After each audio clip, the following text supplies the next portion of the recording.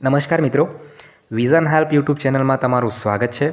મિત્રો, જો ચેનલ પર નવા હોવ તો ચેનલ સબસ્ક્રાઇબ કરી વિડીયોને લાઇક કરી મને મોટિવેટ કરી શકો છો, જેથી હું આવી રીતે જ નવી માહિતી તમારા સુધી પહોંચાડતો રહીશ અને તમને માહિતીથી વાકેફ કરતો રહીશ। તો ચાલો મિત્રો, આજના વિડીયોને આપણે શરૂઆત કરીએ। તો જુઓ મિત્રો, આજના વિડીયોની અંદર આપણે તમામ જે પ્રશ્નો છે જ્ઞાન સહાયક તેમજ જે કરાર આધારિત કર્મચારીઓ છે એમના જે અમુક જે પ્રશ્નો છે એને લઈને આપણે આવ્યા છે। જો વાત કરીએ મિત્રો, તો સૌથી પહેલાં જો ટૉપિક છે એમાં જે છે ગુજરાતમાં લોકસભાની જે ચૂંટણી છે એ ત્રીજા તબક્કામાં તારીખ 7મી મેના દિવસે યોજાશે। એ છે 16/3/2024ની જે તારીખ છે, એટલે આજની તારીખે મિત્રો આ જાહેર કરી દેવામાં આવે છે કે ગુજરાતની અંદર લોકસભાની જે આગામી ચૂંટણી છે એ ત્રીજા તબક્કામાં 7મી મેના દિવસે છે તો 2024 છે તો યોજાનાર છે। અને મિત્રો, આ જે ચૂંટણી હવે યોજાનાર છે આ ચૂંટણીનું જ્ઞાન સહાયકો ઉપર શું અસર થશે, બરાબર? આ ચૂંટણીનું જ્ઞાન સહાયક તેમજ જે કરાર આધારિત કર્મચારીઓ છે એના પર શું અસર થશે એના વિશે પણ આપણે ચર્ચા કરીશું। એમ જ ચૂંટણી વિશે કઈ માહિતી આપવામાં આવી છે એને પણ આપણે જોવાના છે। અને જે ખાસ વાત છે એની અંદર કે શું અગાઉ જ્ઞાન સહાયકને કોઈ ચૂંટણીલક્ષી કામગીરી આપવામાં આવી હતી એ પણ આપણે આજે ડિસ્કસ કરવાના છે, બરાબર ને? તો ચાલો મિત્રો, હવે આપણે જોઈએ।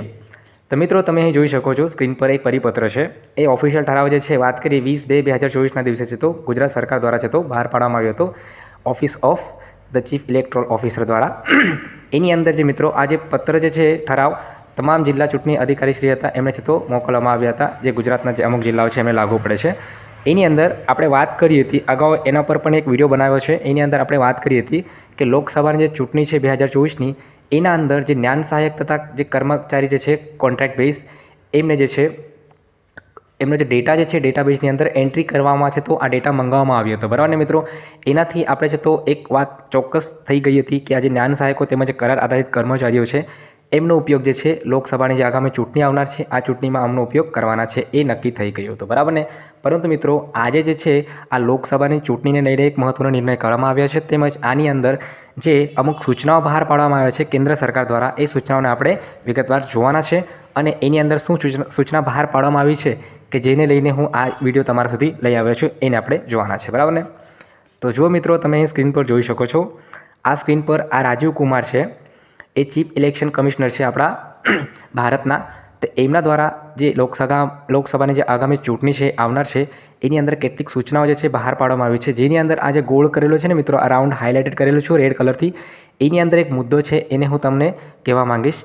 અહીં જે બીજો નંબરનો મુદ્દો છે એની અંદર લખવામાં આવ્યું છે કે જ્ઞાન સહાયક મીન્સ કે જે કોન્ટ્રાક્ટ બેઝ સિસ્ટમ જે કર્મચારીઓ છે, જુઓ, no volunteers and contractual staff on election duties. તો જો મિત્રો, જે પણ કોન્ટ્રાક્ટ બેઝ સ્ટાફ છે જેની અંદર આપણે જ્ઞાન સહાયકોનો પણ સમાસ આવી જાય છે, બરાબર ને?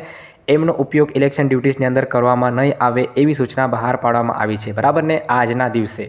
તો હવે મિત્રો, જોવાનું એ રહેશે કે શું જ્ઞાન સહાયકો જે છે એમનો ઉપયોગ તેમજ જે બીજા કોન્ટ્રાક્ટ બેઝ જે કર્મચારીઓ છે એમનો ઉપયોગ જે છે આગામી લોકસભાની જે ચૂંટણી છે એમાં કરવામાં આવશે કે નહીં કરવામાં આવશે। કારણ કે આપણા ગુજરાતની વાત કરીએ તો ગુજરાતની અંદર અગાઉ જ આ પરિપત્ર કરી દેવામાં આવ્યો છે, જ્ઞાન સહાયકોનો ડેટા મંગાવવામાં આવ્યો છે અને જ્ઞાન સહાયકોને છે તો કામગીરી સોંપવામાં આવશે એવું કહેવામાં આવ્યું પણ છે। તો હવે જોવાનું એ રહેશે કે આ સૂચના આવ્યા બાદ શું હવે આ કર્મચારીઓને છે તો લોકસભાની ચૂંટણીની અંદર વ્યવસ્થાની અંદર છે તો કાર્યમાં લઈ શકાય છે કે નથી લઈ શકાતા। જે પણ માહિતી આવશે મિત્રો અગાઉ, એ માહિતી હું તમારા સુધી શેર કરતો રહીશ અને તમારા સુધી પહોંચાડતો રહીશ। તો મિત્રો, આ હતો આજનો વિડીયો, જેના અંદર તમે જોઈ માહિતી જ્ઞાન સહાયકને લગતી તેમજ જે પણ કોન્ટ્રાક્ટ બેઝ કર્મચારીઓ છે એમને લગતી। જો મિત્રો, આવી જ રીતે નવી માહિતી તમને જોઈતી હોય તો ચેનલ સબસ્ક્રાઈબ કરી દો, વિડીયોને લાઇક કરો અને આ માહિતી તમારા દરેક મિત્રો સુધી શેર કરો। થેન્ક યુ મિત્રો, આભાર।